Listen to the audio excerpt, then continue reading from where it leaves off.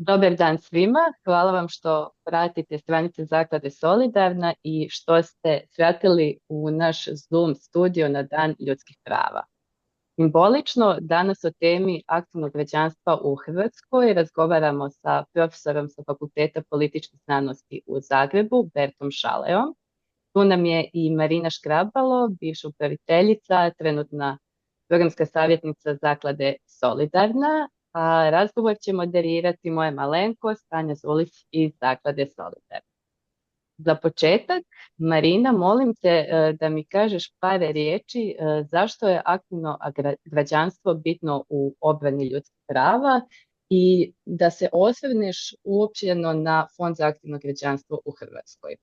Također, danas ne samo da je Dan ljudskih prava, nego jedan jako važan i simboličan dan za Solidarnu, pa možeš nam otkriti i zašto je to. Pozdrav svima, hvala ti Anja, dobro nam došao Berto.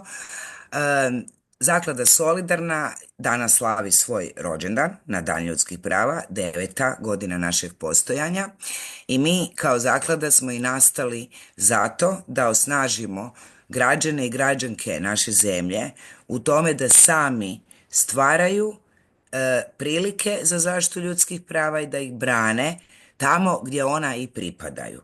Kao što nas je velika učiteljica, na neki način i roditeljica ljudskih prava Eleanor Roosevelt, koja je najzaslužnija za to što imamo opću deklaraciju o pravima čovjeka, podučila, ako ljudska prava ne žive u lokalnim zajednicama, u našim obiteljima, radnim sredinama, školama, dvorištima, igralištima, ako ona tamo ne žive, zalud nam bilo kakva deklaracija. Znači, ljudska prava koja su s jedne strane set različitih odredbi međunarodnih i ustavnih koja bi trebala nama osigurati da živimo u punom dostojanstvu, u stvarnosti predstavljaju konkretne situacije. Mogu li doći do doktora kad sam bolesna? Imam li krov nad glavom? Da li me se tretira isto kao i svakog drugog zato što imam drugačiju boju kože ili drugačiji naglasak kada dolazim u javne službe? To je sve pitanje ljudskih prava. Ono što je naš zadatak, kako kroz Zakladu Solidarna, tako posebno kroz program aktivnog građanstva kojeg provodimo zajedno sa Zakladom Slagalica i CNVOS-om iz Ljubljane te udrugom Smart. Sad smo već pri kraju, provodimo ga upravo od te pandemijske 2020. Svrha tog programa je osnažiti kapacitete država unutar EU koje su manje razvijene, kroz jačanje samih aktivnih građana i njihovog udruživanja, da oni utječu na smanjenje siromaštva i povećanje pravde za sve. Taj program financiraju Kraljevina Norveška, Lihtenštajn i Island i radi se o dugoročnom strateškom ulaganju u jačanje građana kao onih subjekata svakog poretka koji su tu da kažu da ljudskim pravima i ne bilo kakvom obliku prisile, nasilja ili diskriminacije. Naravno da je to teorija, druga stvar je kako funkcionira praksa, naročito u ovo doba kada smo zapravo dosta različiti po stavovima, po strahovima i po tome kakva društva želimo graditi i zato puno hvala Bertu Šaleju što je danas s nama. Berto je inače i zakladnik Solidarne, pa Berto i tebi čestitamo ovaj rođendan i ovaj dan i hvala ti što ćeš s nama podijeliti svoje uvide i promišljanja o tome kako stojimo sa aktivnim građanstvom danas u Hrvatskoj u kontekstu različitih vrlo teških zbivanja oko svih nas na globalnoj razini, od ratova do klimatskih promjena. Hvala ti, Marina. Upravo to će biti prvo pitanje kojim ćemo otvoriti temu. Berto, kako ocjenjuješ stanje građanstva, aktivnog građanstva u Hrvatskoj danas? Pa dobar dan, najprije vas sve pozdravljam, zahvaljujem se na pozivu da budem danas ovdje s vama i da prokomentiramo stanje aktivnog građanstva i građanskih praksi u Hrvatskoj. Također vam ili nama čestitam Dan Zaklade Solidarna i Međunarodni dan ljudskih prava. I sad da dođem na neki način do odgovora na tvoje pitanje. Naravno da uvijek to stanje, kad govorimo tako generalno, nije jednostavno jednoznačno ocijeniti, jel da? Ako bi morao krenuti, onda bi rekao da Hrvatska sigurno nije najgora država na svijetu, jel? Mi gledamo što se događa oko nas, gledamo s kakvim se sve izazovima određene države suočavaju, ratovima, krizama i tako dalje. Tako da ne treba biti jednoznačno negativan, ali ja ću reći svoju osobnu perspektivu. Ja nisam zadovoljan sa stanjem aktivnog građanstva u Hrvatskoj i to ću zapravo u ovom našem današnjem razgovoru temeljiti na dvije stvari. Jedna je odaziv građana na izbore. Jel? To nije jedini oblik aktivnog građanstva i političkog sudjelovanja, ali je u suvremenim društvima možda i najvažniji. Jel? Mi smo se odlučili za tu predstavničku demokraciju gdje građani svake 4 godine zapravo ocjenjuju političare koji bi onda trebali zastupati neke opće interese i brinuti o svima nama. I tu se pokazuje da Hrvatska ne stoji dobro. Imali smo jednu sad iznimku na nedavnim parlamentarnim izborima, jel, kada je zbog neizvjesnosti izbora odaziv bio relativno solidan, 62-63%, ali ako izuzmemo te parlamentarne izbore, mi već dugi niz godina, desetljeća svjedočimo sve nižem odazivu hrvatskih građana na izbore, na one, meni se čini, najvažnije parlamentarne, a dokaz toga su vam i nedavni izbori za Europski parlament, gdje je zapravo odaziv na te izbore bio jako nizak, dapače bili smo po odazivu najgori u Europskoj uniji, imali smo odaziv od samo 21% birača. I onda kad razmišljate o tome i gledano i prosjek i druge države Europske unije, mi smo pri dnu, onda sigurno ne možete biti zadovoljni. Dakle, taj odaziv građana na izbore kao taj, ajmo reći, središnji događaj je nešto što nas ne može zadovoljiti. Ali izbori, rekli smo već, nisu jedini oblik prakticiranja aktivnog građanstva i građanskih praksi i tu dolazim do druge stvari o kojoj bih nešto danas rekao, a to je upravo ovo istraživanje koje je provodila zaklada Solidarna u sklopu ovog projekta aktivnog građanstva, gdje tu imamo nekoliko vrlo važnih elemenata. Ono što je zanimljivo u tom istraživanju i što može se dalje onda u budućim razgovorima, tekstovima tematizirati, da imamo zapravo dva vrlo važna elementa. Dakle, imamo usporedbu 2020. i 2024. godine i u oba ta istraživanja imamo neke, ajmo nazvati to, ideale aktivnog građanstva koje zanimalo vas je koliko ih građani usvajaju, podržavaju. I ono što je za mene osobno još važnije, a to je zapravo pitanje o njihovim građanskim praksama, iskustvima. Dakle, mimo ovih ideala, mimo ovih kriterija koje smo si postavili, je zapravo koliko građani uopće sudjeluju u tim nekim drugim oblicima. I tu isto mi se čini da ne možemo biti u potpunosti zadovoljni, jel?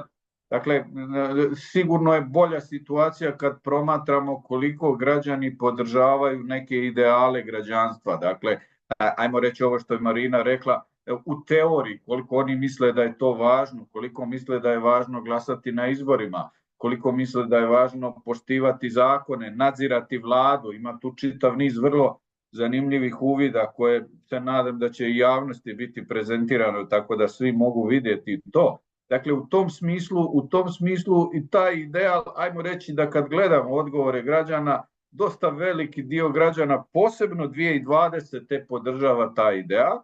Međutim, situacija je lošija kad se spustimo na razinu praksa građanstva, kad promatramo koliko su građani spremni sudjelovati u pojedinim oblicima političkog sudjelovanja. Opet tu imamo niz oblika mimo ovih izbora i tu je zapravo situacija puno lošija nego kod ideala, a naročito je lošija, možda ćemo i kasnije, možemo i nešto detaljnije ako bude vremena, zapravo iz 2024. godine, jer vi kad gledate, tu je naveden čitav niz oblika političkog sudjelovanja, ne moramo sve, ali potpisivanje peticije, onda politički konzumerizam koji je u drugim europskim državama vrlo popularan, dakle kada ne kupujete ili kupujete određene proizvode iz političkih ili etičkih razloga, pa i onda imamo sudjelovanje na političkim prosvjedima, pa kontaktiranje političara, kontaktiranje medija i onda vam istraživanje pokazuje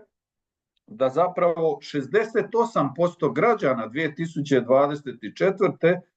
nije sudjelovao ni u jednom od tih oblika. To je podatak koji nas sasvim sigurno treba zabrinuti. Dakle, mi nekako svi imamo tu, ili većina nas koji smo u ovom polju, ima tu nekako intuitivno misli da nešto nije u redu. Zato su nam ovakva istraživanja važna, jer ona potvrđuju ili opovrgavaju, ali u ovom slučaju potvrđuju tu našu intuiciju da nešto nije dobro oko toga aktivnog građanstva i da svi zajedno moramo razmišljati kako dalje.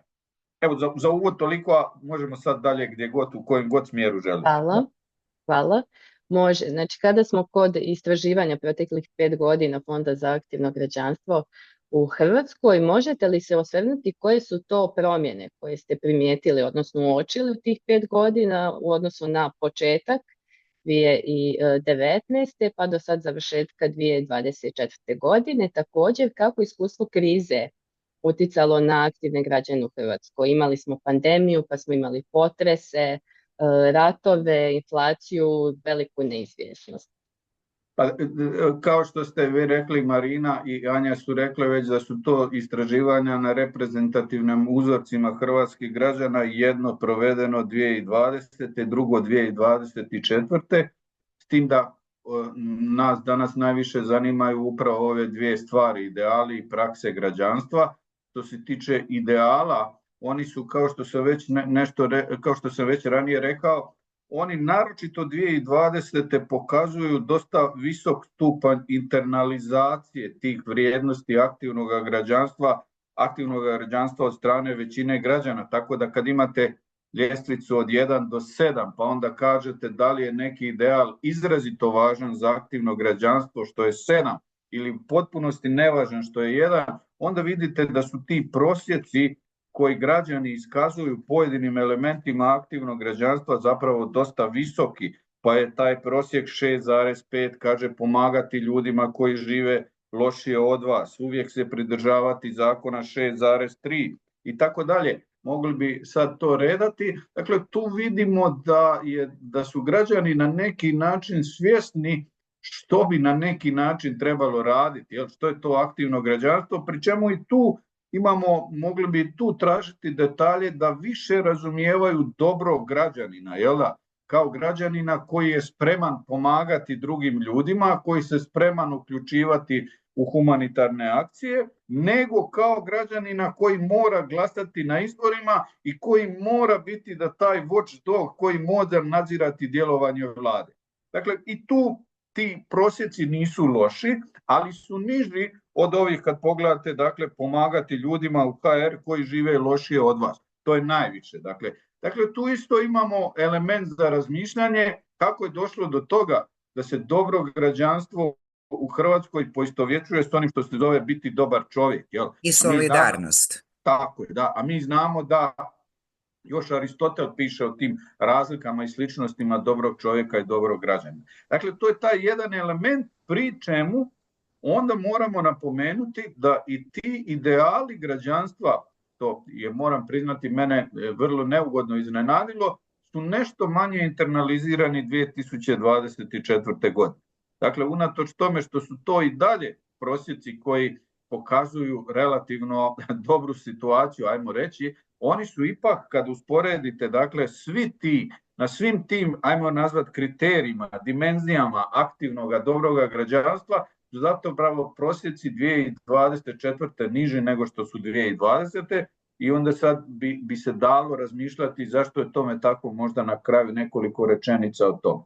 Ono što je još više zabrinjavajuće iz perspektive usporedbe 2020. i 2024. godine jesu ove, ajmo ih nazvati, prakse građanstva. Tu je pitanje bilo zapravo u kojem obliku političke participacije aktivnog građanstva ste sudjelovali i tu vidim iz ankete u protekle 3 do 4 godine. Dakle, mi kad imamo istraživanje iz 2020. govorimo o razdoblju negdje od 2017. do 2020. A za ovo zadnje istraživanje 2024. govorimo o ove 3-4 godine praktički nakon pandemije ili tijekom pandemije i potresa i svega što nam se događalo i ovih globalnih kriza od Ukrajine, Palestine i tako dalje. I tu je situacija, to je po mom sudu najnegativniji nalaz, mislim nalaz ne može biti negativan, on je takav kakav je, ali iz perspektive interpretacije je tu nešto što nas treba najviše zabrinuti. Tu je dakle postotak građana koji je sudjelovao u praktički svim tim aktivnostima, u svakoj aktivnosti koju sam spominjao, dakle od potpisivanja peticije, preko političkog konzumerizma, preko izražavanja mišljenja na internetu, čak što bi se očekivalo da će možda to eksplodirati. U svakoj od tih praksi 2024. godine puno manje građana je sudjelovalo nego 2020. I tu je taj podatak kojeg sam rekao. Dakle, 2020. 25% građana nije sudjelovalo ni u jednoj aktivnosti, dakle 1/4, a 2024. čak 68%. I tu onda dolazimo sad do pitanja naravno razloga, uzroka, zašto nam se to tako dogodilo. Tu naravno nam istraživanje ne može dati odgovore, moramo probati pronaći, interpretirati ili imati dalje neka istraživanja. Sasvim sigurno da je ta pandemija negativno utjecala na građane, da je kriza, različite druge vrste kriza. Međutim, meni se čini da moramo razmišljati o toj nekoj stanju političke apatije u Hrvatskoj, koja je očito zahvatila jedan značajan dio građana. Dakle, neću dugo teoretizirati, ali ipak nekoliko rečenica. Dakle, kad razmišljate o tome, još je američko-njemački ekonomist Albert Hirschman pisao 70. godina, kad razmišljate o tome kako se suočiti s problemom u organizaciji kojoj pripadate. To može biti udruga, stranka, ali i država u cjelini. Onda kaže Hirschman imate 3 načina. Jedan je da jednostavno budete privrženi vladajućoj eliti. To je ono što on zove lojalnost. Dakle, učlanite se u HDZ i sve će vam biti sjajno. Jel da? Druga je da podignete svoj glas, da se pobunite, da pokušate nešto promijeniti, da dajete alternative, naravno kroz demokratski proces. To je voice. I treća je, kaže Hirschman, ono što se zove exit, izlazak, odlazak.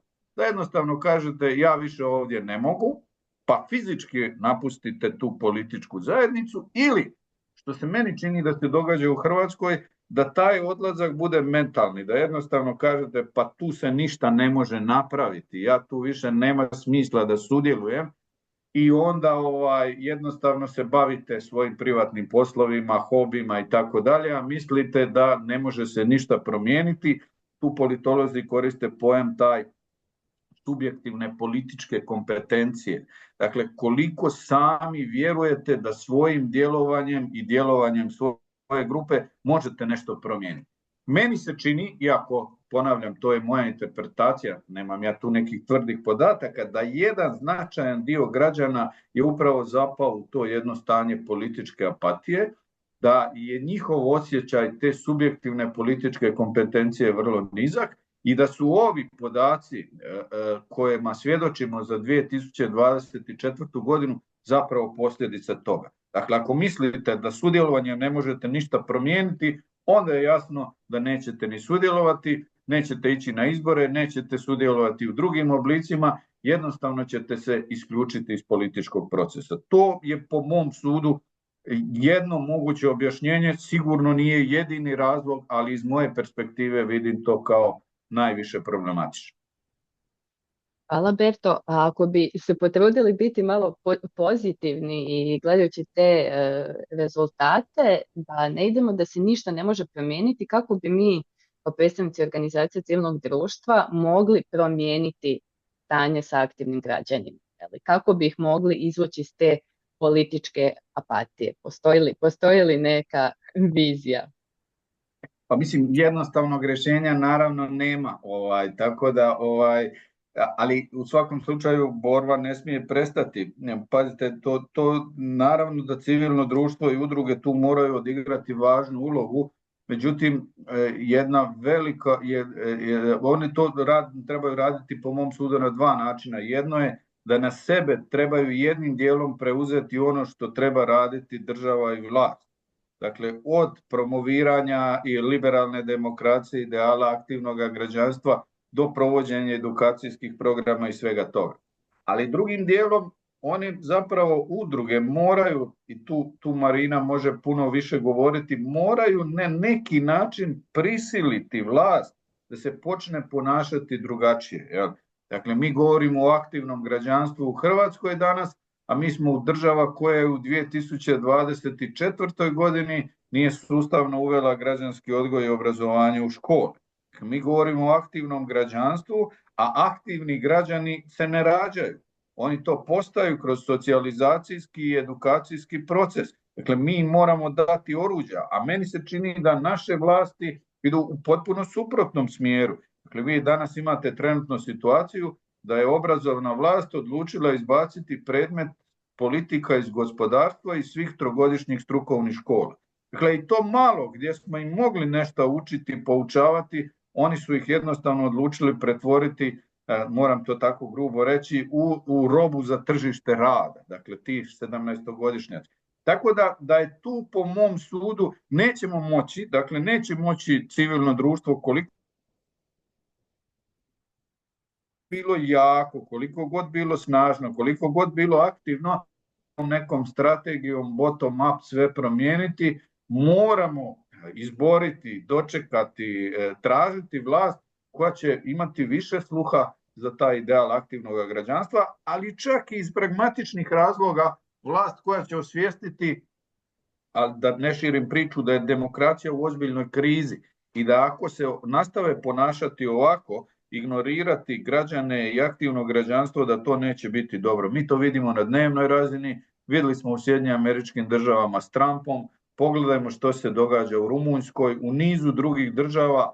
Ako politička vlast nije spremna graditi zajedno s građanima liberalnu demokraciju, to će biti vrlo opasno. Dakle, ne mislim da je situacija da trebamo, rekao sam na početku, nismo najgora država na svijetu, ali postoji po mom sudu puno prostora za napredak i tu naravno civilno društvo mora odigrati svoju ulogu. Samo ne bih htio da si zadamo u zadatak nešto što zapravo je možda i neostvarivo, jer ćemo onda biti nezadovoljni. Mislim da moramo si pokušati zadati, ne predavati se naravno, ali zadati se neki koliko toliko realistične zadatke.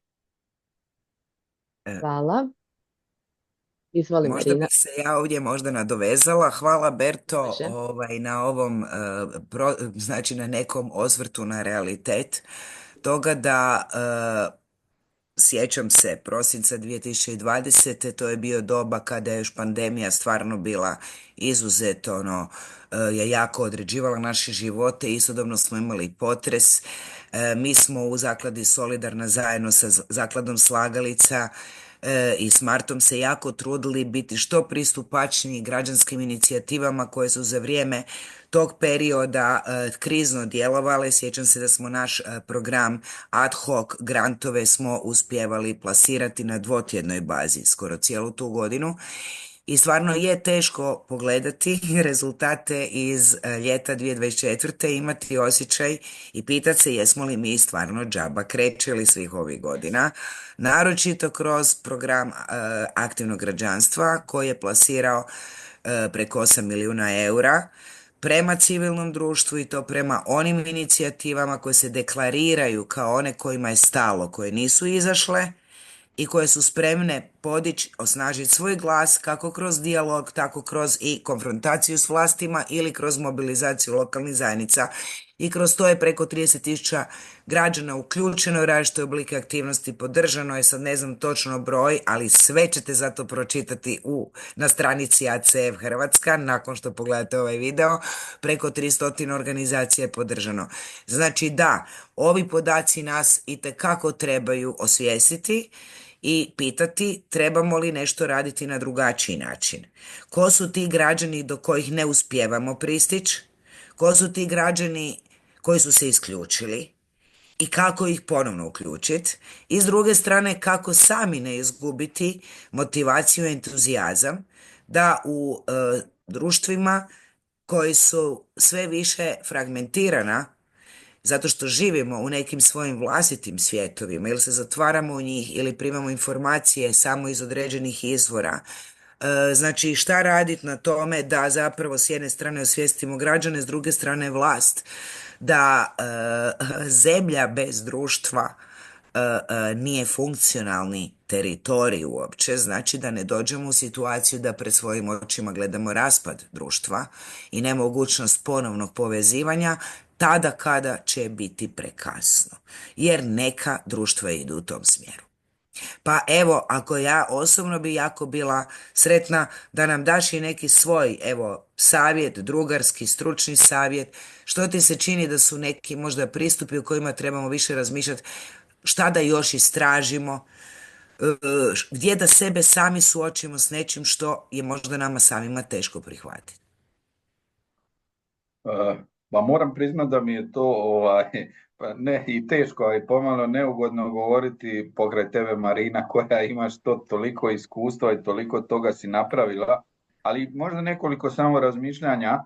Prvo, ja mislim da nas ne smije nikako, odnosno ne smije, ali ja sebe tu uključujem u ljude koji zagovaraju to, da nas ne smije uhvatiti neka mala snaga. Jel? Mislim da je to ključ. Jer gledajte, recimo, uzmite drugi primjer. Mi zagovaramo uvođenje građanskog odgoja u hrvatske škole 25 godina. I nismo to ostvarili.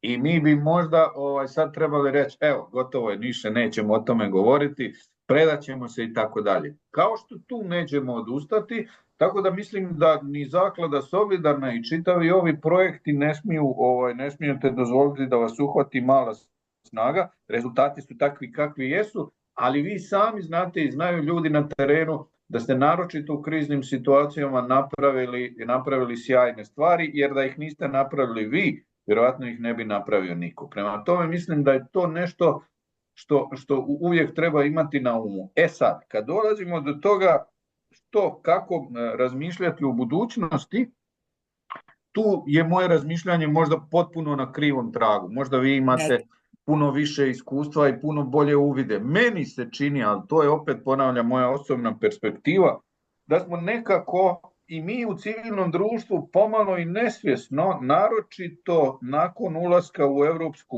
uniju, nakon ove Milanovićeve vlade, nakon Plenkovića za kojeg smo mislili da je europski političar, da smo nekako prihvatili da su velike priče o demokraciji i aktivnom građanstvu završene.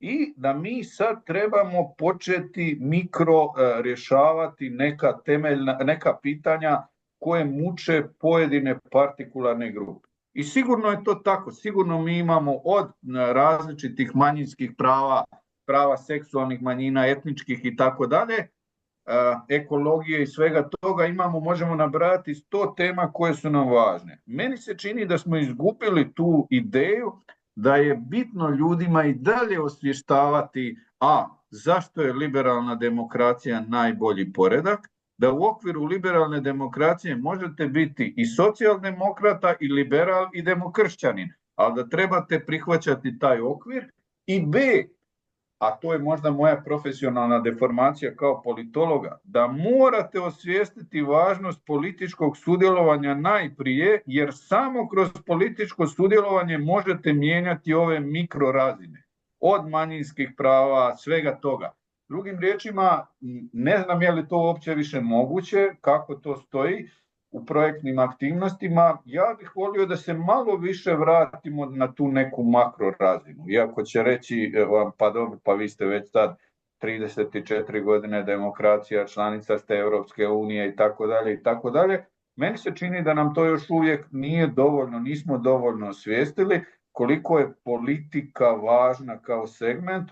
To nije jednostavno, jer jedan dio ljudi politiku promatra kao nešto izrazito negativno, ali evo, to je neko moje razmišljanje, opet ponavljam, moguće da sam potpuno u krivu. Čini mi se da smo se izgubili u moru malih projekata koji su vrijedni, koji su važni, da nemojte me krivo razumjeti, ali da nam onda nedostaje snage za neke veće iskorake na makrorazini, što možda, vi ćete to znati, a ja sam jednim dijelom upućen jer sam i u GONG-u, što nije jednostavno jer vas naravno kroz dan odnese menadžiranje projekata, administrativna potpora i sve te stvari, ali nekako si ja to u Gongu ovima stalno govorim, stalno morate si uzimati vrijeme da razmišljate o toj nekoj makroslici. Evo. Hvala. To bi zapravo bila neka poruka, ali svim aktivnim Pa građanima. mislim da je poruka moja je drugačija, to da građani, dakle Može poruka onda. za vlast je takva, građani moraju osvijestiti, dakle Marina je to ja mislim u uvodu rekla, da te deklaracije o ljudskim pravima i sve te stvari su lijepe na papiru, ali ako ne postoje aktivni građani koji će štititi i boriti se za to, to ostaje slovo na papiru. Tako da poruka građanima je da izgube tu iluziju da postoje neki vladar koji će im rješavati sve probleme. Tako se stvari rješavaju u autokratskim porecima. U demokratskim porecima morate nadzirati vlast, morate biti aktivni. Ako to ne želite, onda morate prihvatiti da će vam situacija biti puno lošija. To je moja poruka. Ova o nekoj strategiji ili taktici donatora i civilnog društva, to je nešto gdje nemam čvrstu poruku jer ni sam nisam siguran do kraja što raditi. Evo. Hvala puno. Berto, evo, Marina, Možda sam možeš samo ti. htjela reći da ono što je meni posebno zanimljivo je to da se čini ako gledamo rezultate izbora širom Europe ali i širom svijeta u ovih zadnjih godina, naročito postpandemijskih, vidimo kao da građani imaju sve veću i veću toleranciju na autokratske modele vladanja. Meni osobno se to čini da ima jako puno veze sa subjektivnim osjećajem sigurnosti. I onda opet s druge strane s ovim što si ti Berto rekao sa subjektivnim osjećajem da ja sam mogu utjecati zajedno sa onima s kojima dijelim zajednicu na to koliko smo mi svi zajedno sigurni. I da mi ne treba neki veliki moćni vladar koji će mi stvoriti osjećaj sigurnosti. Moje i dojam, i sad govorim o svom osobnom iskustvu, da su krize utjecale na to da se ljudima osjećaj temeljne sigurnosti izmaknuo ispod nogu kao tepih. I da više novi tepih nisu ni stavili na parket. Evo, ne znam Anja, ako mogu, neću dugo, evo samo kratko minutu. Može, naravno. Slažem se potpuno s ovim što je Marina rekla. Problem je naravno bio što jedan dio političkih elita gdje naprosto nije se ponašao odgovorno prema toj činjenici da su ljudi subjektivno imali osjećaj straha i nesigurnosti. Sad vi njima možete reći, ali nemate razloga, nemojte se bojati migranata, nemojte se bojati rata, ali ako ne nudite neke odgovore na ta pitanja, onda će čak i među ljudima koji, da tako kažemo, internaliziraju kriterije dobrog građanstva, ali među njima se razvija nesigurnost i strah. I onda ovo što Marina kaže, onda ne pokušavamo zajednički rješavati probleme, nego tu se pojavi neki populista, lider koji nam onda obećava jednostavna rješenja. To je poruka prije svega, dakle, tim, ajmo ih nazvati uvjetno mainstream elitama, socijaldemokratima, zelenima, liberalnim demokratima, demokršćanima, dakle, koji jednostavno moraju osvijestiti da moraju više osluškivati strahove građana. Dakle, što je to na što treba reagirati? Nešto se može riješiti komunikacijski, ali nešto se mora riješiti i novim javnim politikama, a onda opet mi moramo raditi među građanima na toj ideji, sama zaklada nosi taj naziv, na toj ideji solidarnosti, dakle da samo kolektivnim djelovanjem možemo rješavati naše zajedničke probleme, jer mi sami kao pojedinačni građani smo vrlo slabi. Tako da zaista živimo u jednom vrlo zanimljivom vremenu i ovo što Marina govori, dakle, kako se boriti protiv tog nasrtaja te desnice će biti vrlo važno pitanje. Mi vidimo recimo da su u Rumunjskoj poništeni izbori. Koliko je to uopće pametno, kuda to vodi, kako će biti posljedice toga, je li to način borbe protiv tog ekstremizma? Meni se čini da nije, ali moramo o tome razgovarati. Ako ne razgovaramo, onda se strahovi građana samo povećavaju. Hvala. I evo za kraj, Marina, Berto, da li imate još nešto što želite reći ili je to to? Pa ja samo nekako mi je ovo što je Marina govorila o tome da jesmo li džaba krečili, ja mislim da nismo. Ja mislim da niste i nikako ne bih htio da nas sve zajedno uhvati mala snaga. To je jedna, da tako kažem, demokracija je proces i zato je to tako teško. Zato moramo stalno biti aktivni, ne smije nas uhvatiti mala snaga i jednostavno već činjenica da Zaklada Solidarna postoji, da djeluje, da promovira vrlo važne stvari je jedan uspjeh i nije mala stvar održati jednu takvu instituciju kroz jedno duže razdoblje i osigurati entuzijazam ljudi koji tamo rade. Tako da meni se čini da je to vrlo bitno i da je to veliki uspjeh. Nekad nam iz ovog našeg svakodnevnog užurbanog života se ne čini tako. Za mene je to ogroman uspjeh. Evo ga. Pa evo ja bi se na kraju Marina? na Dan ljudskih prava zahvalila svim aktivnim građankama i građanima, svima onima kojima je stalo, svima onima koji se nasmiješe dostavljaču hrane i pitaju ga iz koje zemlje i kako su mu djeca.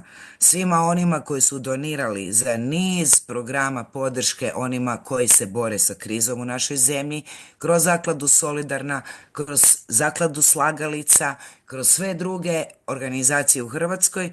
Zahvaljujem se svima koji su marljivo, samozatojno u svojim zajednicama, za mnoge i ne znamo, očuvaju i koji su tkali demokraciju i tkali solidarnost svih ovih godina i želim nam svima da ne izgubimo snagu, nego da je dapače obnovimo. I sretan nam Hvala. svima Dan ljudskih prava, koliko god su pred nama borbe teške. Odlično. Ja se želim još zahvaliti, Marina, tebi i Berti na ovim korisnim uvidima i zapravo reći ljudima da nas prate i dalje, da pogledaju snimku koja će biti dostupna na stranicama Zaklade Solidarna. Imaćemo i članak i analizu na stranicama Solidarne, Zaklade Slagalice i stranice Fonda za aktivno građanstvo. Evo. Hvala vam što ste bili danas tu i nastavljamo dalje. Hvala vama na pozivu. Ok.